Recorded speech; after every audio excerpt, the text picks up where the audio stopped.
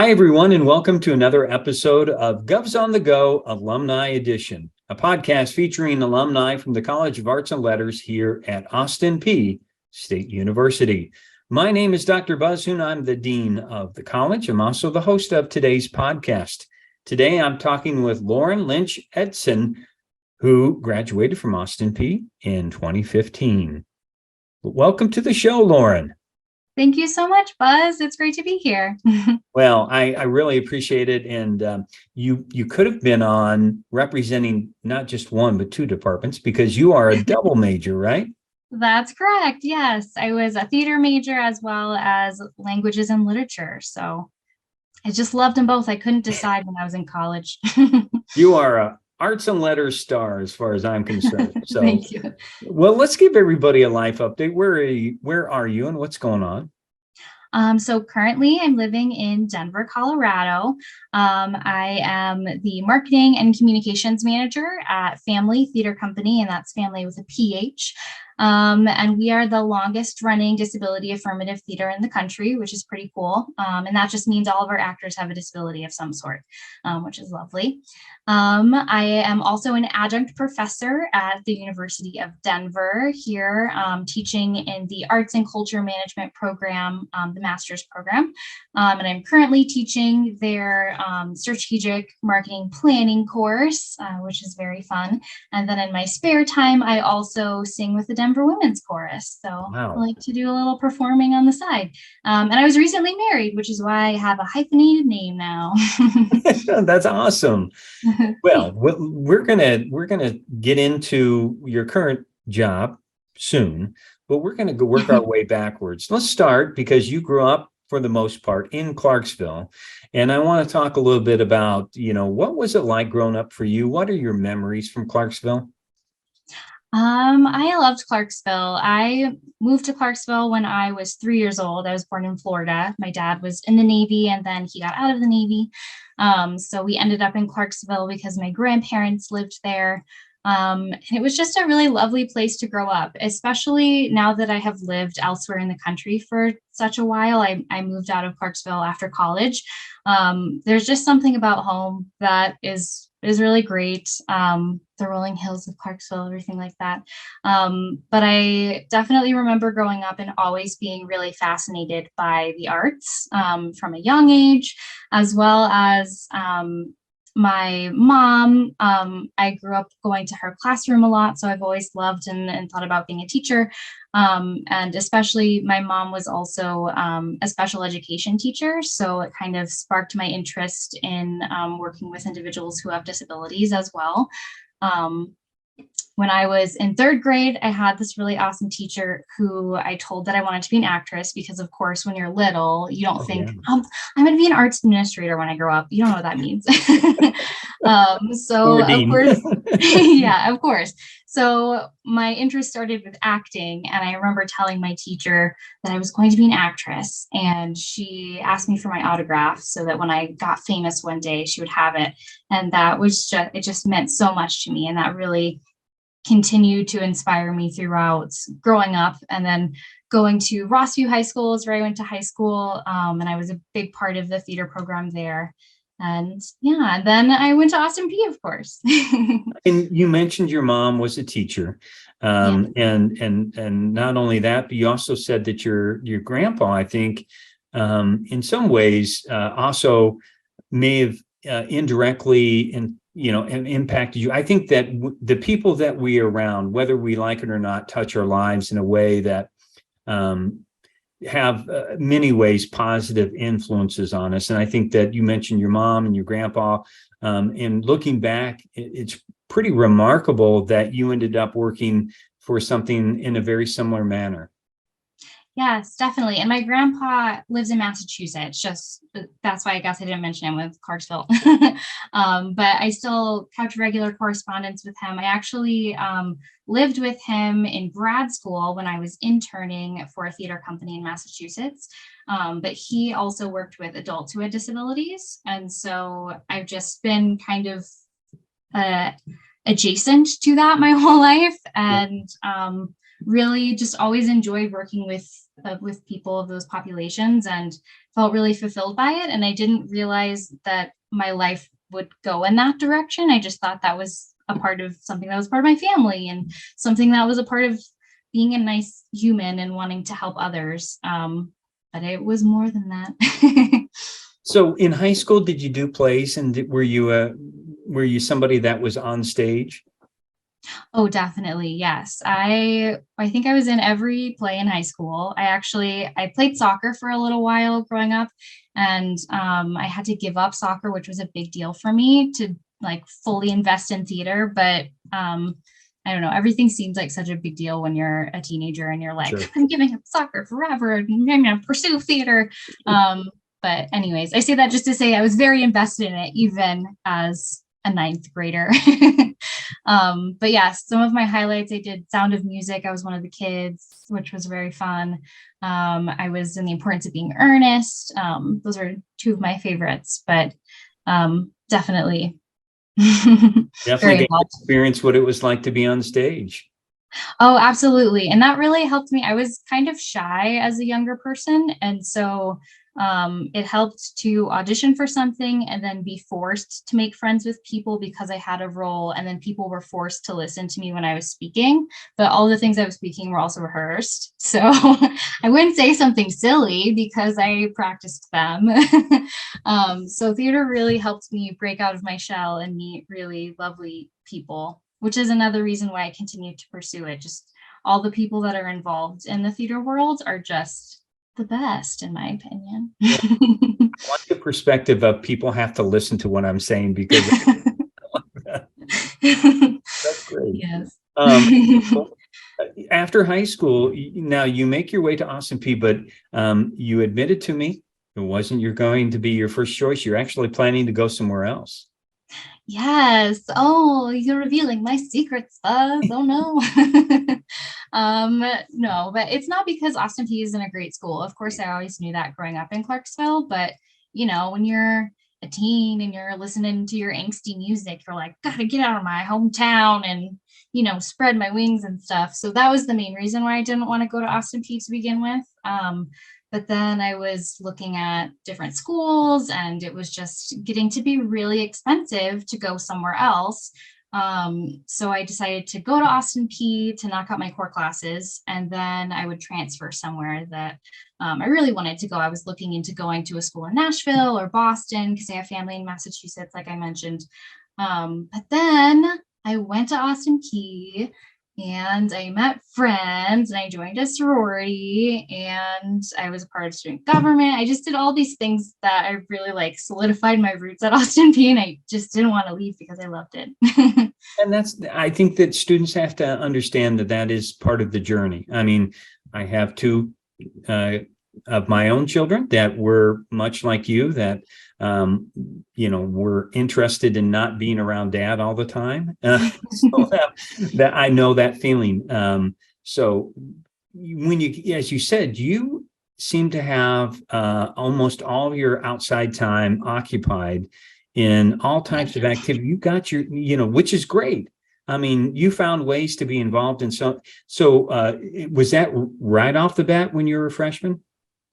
Not really. Kind of. I mean, I joined a sorority my freshman year, so that was kind of my first step in that direction. And then Greek life, I feel like, just opens you up to so many different opportunities at school that you might not see otherwise, because you'll have a sister who's in student government, you have a sister who is doing this other thing and this and that, and whatever else it is. And so I saw so many people doing that, and I wanted to make more friends. So I guess really it was like the aspiration of creating more friendships.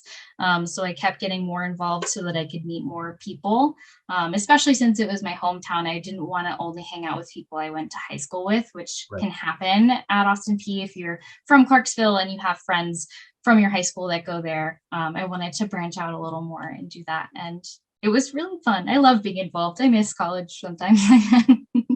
During that time of personal growth, even within the theater area, you talked about that you found out being on stage wasn't everything that you wanted to have. Yeah, and that is very true, which is weird when you grow up thinking your whole life you're gonna be this one thing, and then you go to college and you're like, well, the reality of that isn't actually what I really want for myself. And I still love acting, I still love the art, I still love performing, but the reality of being an actor, we talked about it a lot in our classes, and then I got to meet some people who were out in the world doing it, and the grind of not knowing exactly where your next paycheck was going to come from. And I'm not trying to dissuade anyone from being an actor if that's what you want to do. Absolutely. And I know a lot of people who I went to Austin P with who are making it work and who are awesome actors in Nashville and New York City and all different places, but I realized it wasn't for me. And then I was like, oh, well, then what am I gonna do? But luckily I had some amazing professors who were like, well, actually, have you heard of this thing called arts administration? And I was like, no, but it sounds awesome. And that's so, I'm so glad you brought that up. Let's talk a little bit about those professors. Let's talk about some of the people that you felt like had a positive impact while you were a student. Oh my gosh, so many. I loved all of my professors, which is probably why I'm still kind of like straddling the fence of right now I'm also an adjunct professor. Like, do I actually want to go into that full time? I don't know. But part of that is because I just loved my experience at Austin P so much. And so one of my professors, his name is Dr. Bailey. He's no longer at Austin P. He went to Lipscomb for a little while, and I think right now he is doing his own TV show, which is really cool. Oh. Yeah, awesome human. He was the first person I approached about grad school and just like, hey, what do you think about this thing called grad school? And he was like, come into my office and we will talk about all the things. And he was just so kind to me wandering into his office on like a daily basis, asking him questions about grad school. And I actually ended up going to grad school where he got his doctorate at Texas Tech University, which is in Lubbock, Texas, which I had never heard of until I met Dr. Bailey and he told me about it. But I also had awesome professors like Darren, who does still work at Austin P. He was my advisor for the theater program. And when I first went to Austin P, I wasn't doing theater. I was just doing English and communications. And I saw a play there, and then I went home and I cried because I wasn't involved in it. And I was like, I can't give up theater. And I auditioned, for a play called 12th Night that Darren directed, and like that just restored my love of theater in a big way.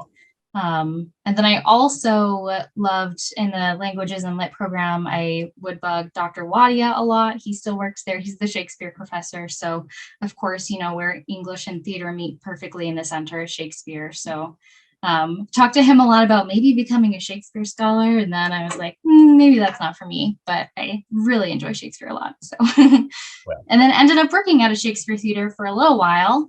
And he actually came to see one of the plays there and we got lunch. So that was lovely. Wow. Well, I'm not surprised at all by Dr. Wadia. And he has been mentioned several times on this very podcast by other students. So during that time, and I think that Lauren, it is sort of remarkable for people that decide, as you did, I'm going to continue on with my education, and at some point, that's a big sort of step into the unknown, and but you had the courage to do that. You had the courage to go to another part of the United States, far away, where but and that was probably a big life moment for you. Oh, definitely. And only living in Clarksville for the first basically 22 years of my life, and then I moved to Texas, and like Lubbock, Texas, I love because I have such a special connection to it, but like in terms of the large major cities in Texas, it's definitely not the cool one. Like it's not Austin, it's not Dallas, it's not Houston, right. And it's very far from everything. But I feel also like I can drive anywhere now, because to drive anywhere else in Texas takes like 10 hours. So I feel like I accomplished a lot of things living in Texas. But yeah, it was definitely a transformative time for me to just meet people who didn't know anything about me. Because when I went to Austin P, I went to a place where I grew up. And so there are naturally people who I would have known throughout life who I encountered in college, but that was not the case in grad school. And it was really, I'm really glad that I did that, because I don't know that I definitely wouldn't be where I am now without that. I actually met my husband in grad school too. So, Oh, nice. yes. So while you're in grad school, you continue to be active in terms of trying to expand and add to your portfolio. I think you mentioned that you had internships and relationships where you're working in trying to find, again, different experiences. Definitely. When I was in grad school, I interned at a few places in Lubbock. So I interned at a ballet there called Ballet Lubbock, aptly named. I also interned at an art gallery there. This is all outside of theater, so different and unique for me. I wanted to see what the different arts would be like. And I loved both of those internships so much. I also interned in Provincetown, Massachusetts. Our cohort, our community there had a relationship with the Provincetown Tennessee Williams Theater Festival. So each year we would send students to go to the festival to actually just be a part of it and be scholars. We had like a Tennessee Williams seminar class, and I ended up interning for them as well, and then working for them after that. Although it wasn't like a full-time job, it was just kind of a gig job, but I still got to put, hey, I actually got hired by them on my resume. And I received that connection at Texas Tech, which was cool. And then I had a full summer-long job at the O'Neill Theater Center in Connecticut, which was just the best. I loved that summer so much. And I actually met people there who ended up in my wedding. So, and actually, people who also ended up in Chicago too, where I moved after grad school. So just lots of fun connections from that job. What I'm hoping that our students and other people that are listening or watching are learning, that along the way you just continue to add things that along to your personal experiences and your growth, and you're finding out what you like, what you don't like, but it all leads up to the dream job after graduation. I know what you're getting at, but yes. Chicago. What? To Chicago? Yes, the dream job. Yes, I moved to Chicago after graduation, which I always wanted to live in Chicago. I love Chicago. It like is a huge place for improv too, which I've always been really into, like SNL and stuff. So working in Chicago was really cool. I also had a very big passion for Shakespeare. So one of my dream jobs was to work at Chicago Shakespeare Theater. And I got to work at Chicago Shakespeare Theater after grad school, which was so exciting. I was just over the moon about it when I got the job there. And then, oh goodness, I don't know, 6 months into it, I hated it a lot. It was awful. It's good that we can laugh about that now, right? Yes, definitely.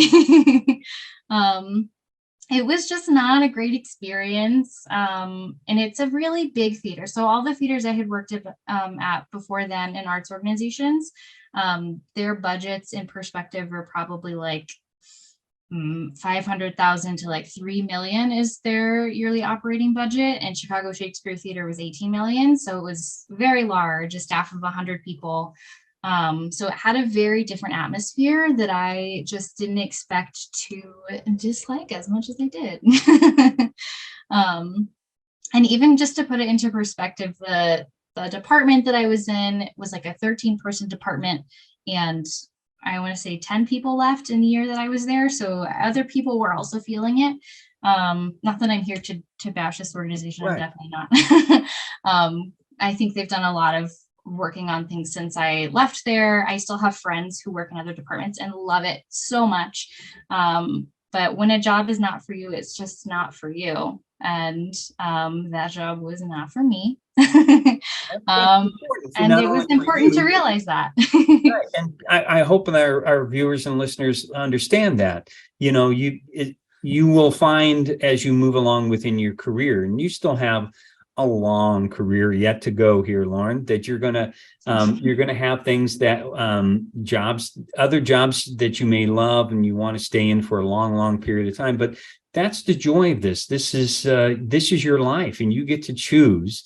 Even though I'm going to say they were wise to choose you and to hire you to begin with, but at some point in time, if you're not enjoying your job, then move on. Exactly. And it wasn't great for my mental health. And I realized that. And so I applied for tons of other jobs, any job, I'll apply for it.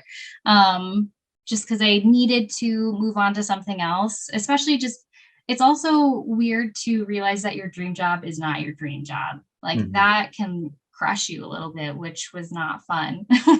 And especially because I also had friends who worked there that did love it and that did stay. So it's kind of, sometimes you're just like, what is it about me that is not connecting? But it wasn't. I still love the arts. I ended up coming back to it. But after that job, I actually worked at an education company in Chicago, which I did really enjoy that job when I worked there. And I actually used my English degree a lot there, which is kind of funny because I created English curriculum for a tutoring company. So it's funny how that all works out. Well, you had those tools in your belt. You could just pull those out. Definitely. But while I was working there, I started volunteering for a company called Able Ensemble. And Able stands for Artists Breaking Limits and Expectations. And they are a theater company for, with, and by individuals with developmental disabilities. And so working there, or volunteering there, excuse me, just really fulfilled that need inside me that I need to be a part of theater. I need to be with humans in this artistic way. And that was enough. I didn't need to necessarily have that full-time job in theater, which was a weird thing for me to figure out. I do love that I have a full-time job in theater now. Don't get me wrong. Like I still plan on pursuing that. But just for anyone listening, if you find yourself in a job that is not what you think it should be for your life, it's okay. You can find fulfillment in other ways. So great advice. And so how did you get to your current position? So my husband, he had moved to Chicago with me, and then he was also feeling kind of unfulfilled in the job that he was in. He is also very much an arts person. We met in the theater program at Texas Tech. And so he was applying for jobs, and he actually got a job in Denver first. And then I was like, oh no, I need to find a job in Denver. So I applied for a lot of places, and I actually ended up working for a ballet company for a little while, which was fun, but it wasn't exactly what I wanted it to be. But luckily, one of my friends at Able Ensemble, which is the place where I volunteered, he moved to Denver a couple months before I did, and he started working at Phamaly Theatre Company, where I work now.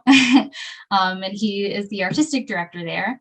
And then while I was working at the ballet, a job opened up, and I couldn't ignore it because it was kind of a dream job, because it was a job that actually intersected with the arts and disability and was marketing, and I love marketing. And so I applied for it, and here I am today. Here I sit. So what do you love about your job then? Oh my goodness, what do I love about it? I love everything. No, I mean, it's still a job, so. Yeah, well, of course. No, I love that my job isn't just about theater. It's about uplifting underserved communities. And we don't always think about the disability community as an underserved community. Right. There's a lot of movement towards lifting up the voices of the BIPOC community and LGBTQ community. And that is amazing. And I agree with that fully. And I think that we should be lifting up the disability community more, because I think that a lot of people in that community don't get their voices heard all the time. And to be able to be a part of that movement and to do theater is really, really cool. And doing marketing for them is also really neat too, because the marketing that I do has to be accessible in a lot of ways. So we have people in our company who are blind and deaf. And so the marketing that I do has to have accessibility so that people who follow us on Facebook who are blind can listen to every picture that we post. So I have to write out a description and then put captions on things for those who are hard of hearing and things like that. So it really challenges me in a cool and unique way as well. It's just very fun all around. Yeah, I think that when I read more about your what you're doing in your job and this, I just thought that this is first of all, I'm so glad that it exists, that you make available, as you said, theater to people that sometimes are well, they're invisible to the rest of society, or they're not celebrated as much as, and this gives them a chance to be just like everybody else. And so, as you said, that was just wonderful. I'm so glad that this company exists and that you are helping that. Thank you. Yeah, it's awesome. And to find out that this company has been around for, this is our 34th year that we've been here. So I've met some of our founders too, and to meet these awesome people who were in the 80s creating a company where it was only people with disabilities on stage it was crazy back then to think about, because that was not too long, I want to say, after the major like ADA Act that came out in the US. So it was kind of a revolution, and that they started it and that I get to be a part of it today. Amazing. Yeah. So do you think that in some ways, looking back, and you're still a very young person, but to see this sort of circle of how, again, as we mentioned at the very beginning, your mom's connections and your grandpa and all those kind of things, and your love of theater, how all those things have come together for you here? Yes, it's funny, the through line of your life, because while you're living it, I didn't see it, Mhm. which is kind of a silly thing to say. I feel like probably a lot of people feel that way though, and that you just do these things throughout your life that you're passionate about, but as long as you're following those things that you love, you'll, I think, end up in an intersection of them if you're lucky. I guess. I don't know. I feel very lucky, so. Well said. What kind of recommendations do you have for our students? And first of all, Lauren, again, thank you for your time and telling your story and being so honest about it, because I think it will be very helpful. But what kind of recommendations do you have for our students? I mean, like I said, just follow the things that you enjoy. And then eventually they could end up in a job. I mean, if you have the privilege and the ability to volunteer at different organizations that you like, I know that that can be really tough and a strain on folks who otherwise like are really trying to make ends meet and don't have a lot of extra time. But if you do have that time, putting it towards something like volunteering is how I ended up in the job that I have today.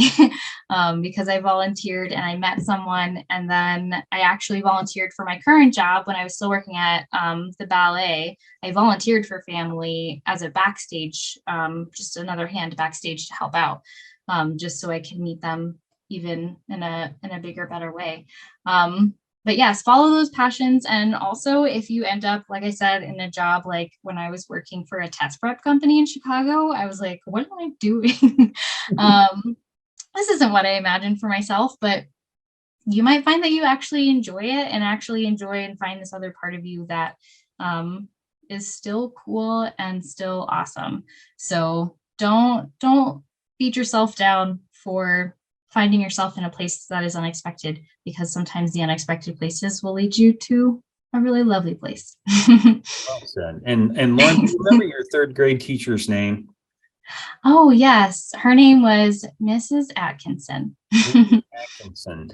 Well, Yeah. if Mrs. Atkinson, if you happen to be listening, or any of her relatives, I'm sure that autograph from third grade from Lauren Lynch is still going to be a very valuable item to have, because we are very proud to call you an alum of Austin Peay.